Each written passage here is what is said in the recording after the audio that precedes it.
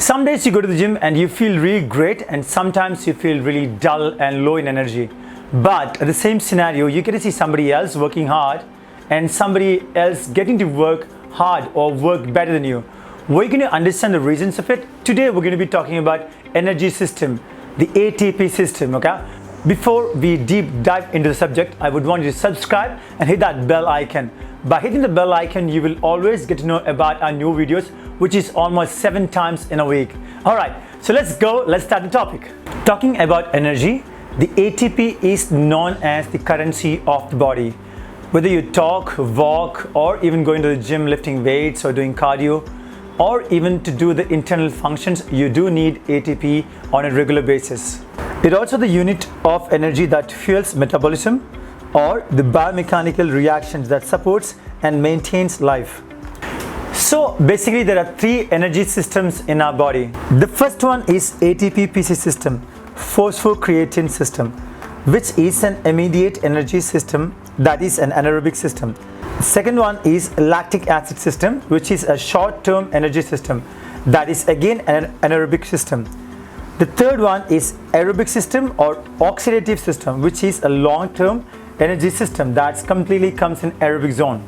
Alright, I want to make this video as simple and as short as possible that you can understand about the energy system and you can get the benefit out of it. Alright, so let's start with the first one, that's about ATP-CP system. In this one, the body is going to use the creatine phosphate system to create energy. Alright, this is about short and very intense movements like sprinting or lifting or doing a clean and jerk or a snatch kind of a movement. That's the time this kind of energy system majorly comes into work. So the duration of the movement stays to be somewhere about roughly 10 seconds or nearby that. That's the time you majorly use this energy system in place. In simple, which means that this energy system does not use oxygen. Alright, so as the body starts creating a movement or intense movement, it uses the ATP which is already stored in the muscles. Once it depletes, which happens in some very many seconds. So once you start doing an intense movement, the body is going to use the ATP which is already stored in the body, and which exactly happens in some milliseconds to second. Then the body is going to break down the creatine phosphate system and create more of an ATPs. So once the creatine phosphate system is depleted, it takes roughly about 4 to 5 minutes to completely restore the phosphocreatine ATP system again. That is the reason you get to see those 1 rep max lifters taking a lot of break, or you get to see that people lifting humongous amount of weight for 1 or 2 reps in the gym, and they sit down for a longer period of time, about 3 or 4 minutes somewhere on the bench. That is the exact reason to recover the ATP system and the phosphocreatine system. The number 2 in the energy system is lactic acid system. It's a very short-term energy system. At the same time, it's again falls in the same category of anaerobic system. Now, when you're doing a high-intensity movement and when you have already depleted the ATP phosphocreatine system, the body is going to approach or create more of lactic acid in order to create more of ATP. That exactly is what is lactic acid system. But to make you understand further in detail is that you deplete your phosphocreatine system and the ATP system in roughly about the first 10 seconds of the high intensity exercise. But if you're not stopping the exercise, you constantly keep moving on. What you generally get to see in CrossFit programming, that you're tired, you're lifting weights, but you're still going on with some certain amount of target of time, something like AMRAP, as many rounds as possible kind of a situation. That time the body is going to produce more of lactic acid. In this, the energy is created from the glycogen, which is the glucose stored in your muscles. The process of breaking down the muscle glycogen into glucose is known as glycolysis. In the absence of oxygen, a series of reactions and transforms the glucose into ATP causes lactic acid to be produced in efforts to make more ATP. The energy system of lactic acid can give you performance from anywhere from 10 seconds to a 3-minute performance. It creates a byproduct lactic acid which comes from the breakdown of glucose released from the muscles. Lactate is not a waste product, but it's actually an important part of anaerobic and aerobic metabolism. The accumulation of lactic acid can cause the muscle fatigue and the burning sensation, that what you get to feel that if you're doing few extra reps, your muscles can't anymore perform any more reps. That's the exact feeling of lactic acid accumulation. Aerobic or oxidative system is a long-term energy system. This is the most complex energy system which provides the most of the ATPs to create energy in the body. This system produces ATP as energy is released from the breakdown of nutrients such as glucose and fatty acids. In this system of energy, we need oxygen's presence. In the presence of oxygen only, we can break down carbohydrates and fats into the form of energy. Aerobic glycolysis has a slow rate of ATP production. It relies heavily on the circulatory system of supply of oxygen, and so it's mostly utilized during long duration, lower intensity activities after ATP, PC and lactic acid systems have fatigued. This system also provides ATP to fuel most of the body's energy needs for physical activities such as building and repairing the body tissues, digesting food, controlling body temperature, and even growing hair. Study shows that the aerobic system successfully works for about 90 minutes.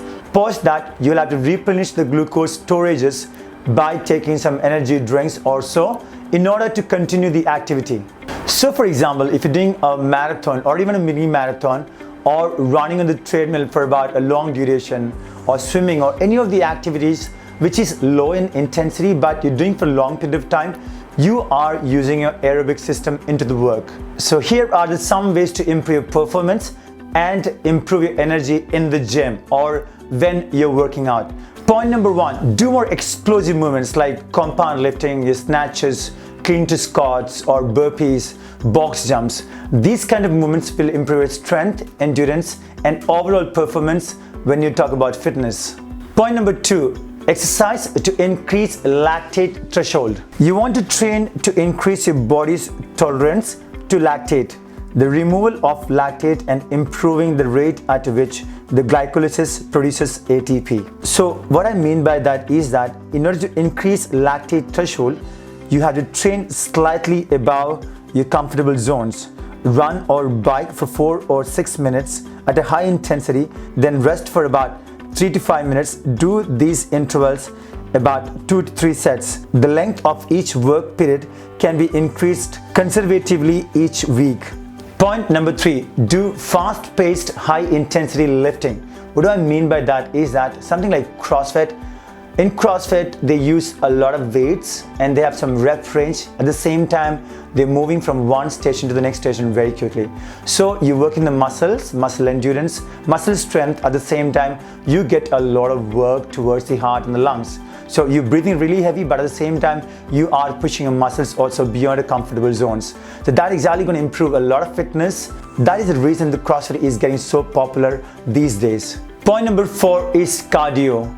By doing cardio-based movements, you will improve your aerobic capacity of the body or your body's ability to produce energy using oxygen. Train in low intensity zone of 130 to 150 beats per minute. This will allow your heart to maximally fill with blood during each beat.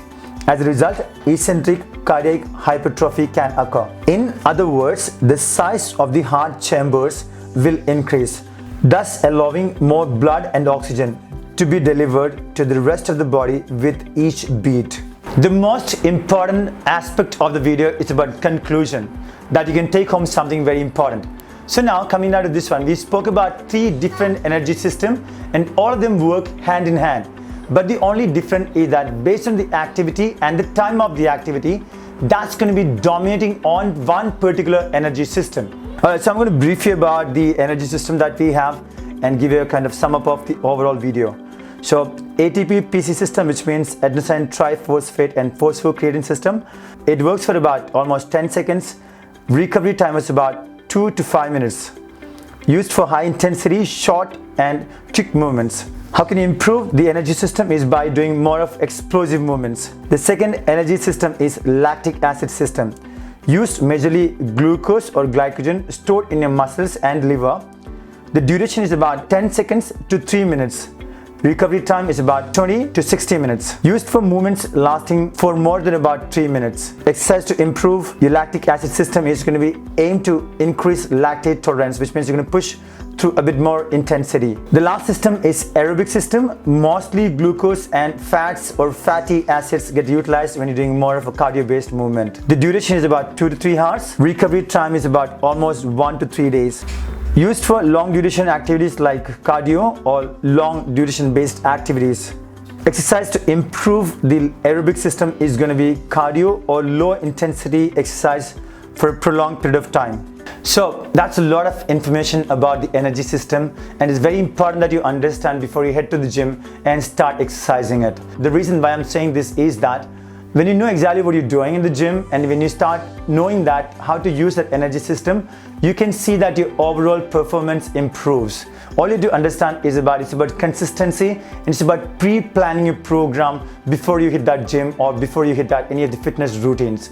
Wish you all the best, guys, and I'm looking forward to seeing you in the next video. Till that time, you guys take care. We're going to be bringing in about almost 7 videos every week. You want to make sure that you subscribe, hit that bell icon, and please do share the channel with your friends and family.